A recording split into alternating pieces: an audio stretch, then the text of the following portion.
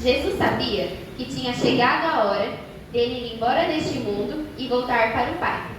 Ele se reuniu com todos os discípulos, tirou sua capa, colocou uma toalha em seu ombro, derramou água numa bacia e começou a lavar os pés dos discípulos, enxugando com a toalha. Quando chegou a hora de lavar os pés de Pedro, ele disse: Pai, não posso deixar que você lave meus pés. Eu que deveria lavar os seus. Se não lavar seus pés, você não poderá ser um seguidor. Ao terminar de lavar todos os pés, Jesus disse: Você me chama de mestre e senhor com razão, pois eu sou. Vocês deverão lavar os pés uns dos outros. Eu devo ordenar a vocês para que façam como eu fiz.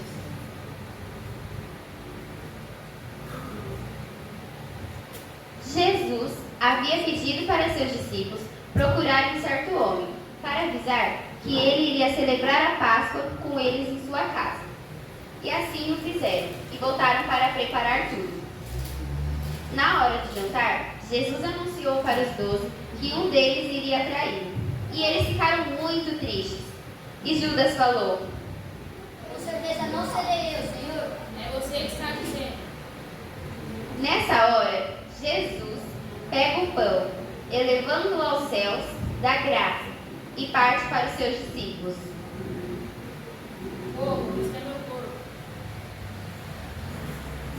Em seguida, ele pega o cálice, elevando-o aos céus, oferece aos seus discípulos.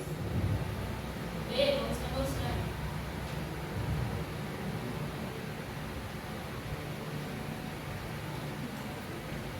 Naquela noite, Jesus também avisa seus discípulos que eles o abandonarão, assim como está escrito: ferirei o pastor e as ovelhas do rebanho serão dispersas. Então Pedro disse: Mesmo que todos te abandonem, eu nunca te abandonarei. Antes que o galo cante 3 vezes, você é Pedro, me negará.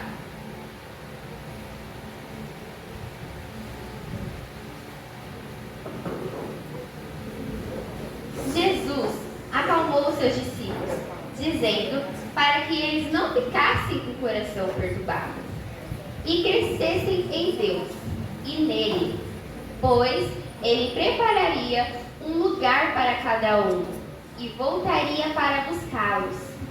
Os discípulos, sem entender nada, foram consolados por Jesus, que disse a eles: Eu sou o caminho, a verdade e a vida. Ninguém veio ao Pai a não ser por mim. Judas, discípulo de Jesus, que haveria de traí-lo, vai até o encontro de um soldado, a fim de combinar como ele haveria de mostrar qual dos homens que estaria no jardim. Era Jesus, além de receber o pagamento que lhe seria pago por tal traição. Aqui estão as 30 moedas. Os levarei até ele. Como saberei qual deles é justiça? Aquele que eu beijar a face é o homem. Jesus, acompanhado de seus discípulos, foi até um lugar chamado Getsêmani para orar. Ao chegarem lá, pediu que todos orassem, mas eles acabaram dormindo. Jesus, sabendo de todo o sofrimento que iria passar, orou ao Pai dizendo: Meu Pai, se for possível cuidar de mim, espalhe o sofrimento, para que seja feita a tua vontade, não a minha. Jesus orou a Deus, pois estava se sentindo triste, mas sabia que era preciso passar por tudo aquilo para salvar a humanidade. E também sabia que ressuscitaria no terceiro dia e se encontraria com Deus. Logo depois que orou, voltou ao lugar em que os discípulos estavam e disse: Acordem todos. E vamos em frente, chegou a hora. E aquele que irá me trair já está a caminho. Neste momento, Judas chega com os soldados e, assim como havia combinado, dá um beijo em Jesus para que os soldados soubessem quem deveria ser preso. Aqueles que prenderam Jesus o levaram para o Conselho Superior para ser julgado. Nesse local, sempre ficavam reunidos mestres da lei, líderes religiosos e chefes de sacerdotes. Essas pessoas sempre procuraram uma maneira de acusar Jesus e condená-lo à morte, mas nunca achavam nada. Essa era a grande oportunidade que eles tiveram para, enfim, condenar Jesus à morte. Pilatos, então, perguntou a Jesus: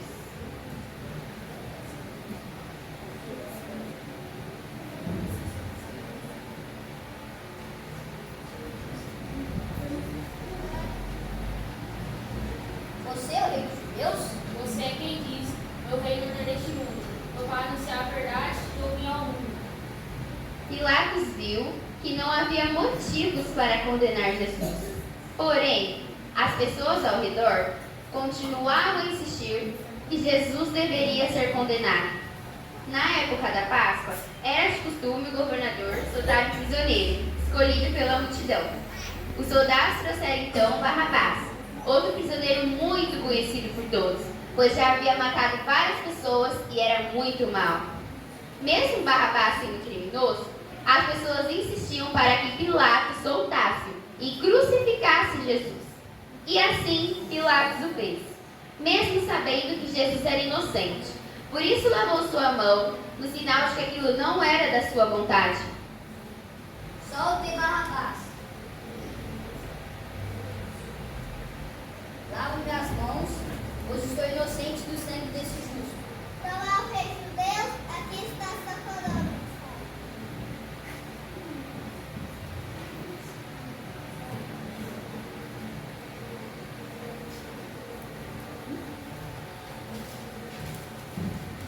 Enquanto Jesus estava no conselho superior, Pedro estava no pátio, acompanhando tudo de longe, quando uma mulher chegou e disse: Está enganado. Não digo por Jesus, você é um rei, não conhece esse nome. Pedro jurou que não conhecia Jesus. Então, em seguida, o galo cantou. E Pedro começou a chorar muito, pois havia se lembrado do que Jesus tinha falado.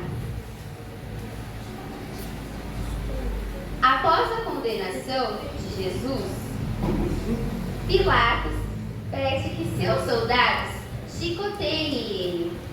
Todas as pessoas que estavam no local começaram a zombar de Jesus, cuspir e bateram muito nele. Depois de ser muito maltratado, os soldados fizeram Jesus carregar a cruz até o Monte Gólgota, onde ele seria crucificado.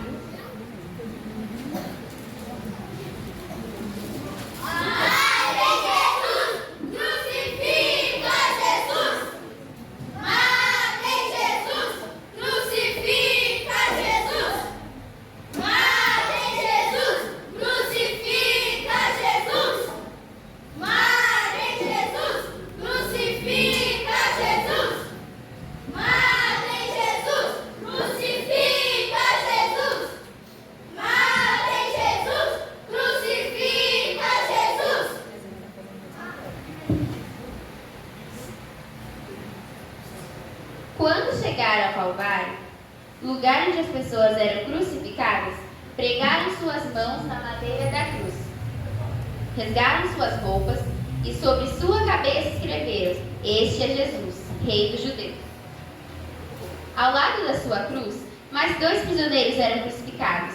Eles eram ladrões, e um deles disse a Jesus: Se você é filho de Deus, como diz, salve você é nós. Você é o de Mateus, nós somos ladrões, mas ele é inocente. Eu te invito no paraíso. Eu prometo de Pedro, estarás comigo no paraíso. De repente, o sol deixou de brilhar. Nesse momento, o véu do templo se rasgou ao meio e Jesus gritou em voz alta: Pai, nas tuas mãos entrego o meu espírito. Depois de dizer isso, Jesus morreu. E um dos soldados que estavam próximos de Jesus, ao vê-lo, disse: Certamente esse homem era filho de Deus. Toda a multidão começou a se afastar, mas os que conheciam eram próximos de Jesus estavam chorando por ele. Matamos o Filho de Deus! Matamos o Filho de Deus! Matamos o Filho de Deus!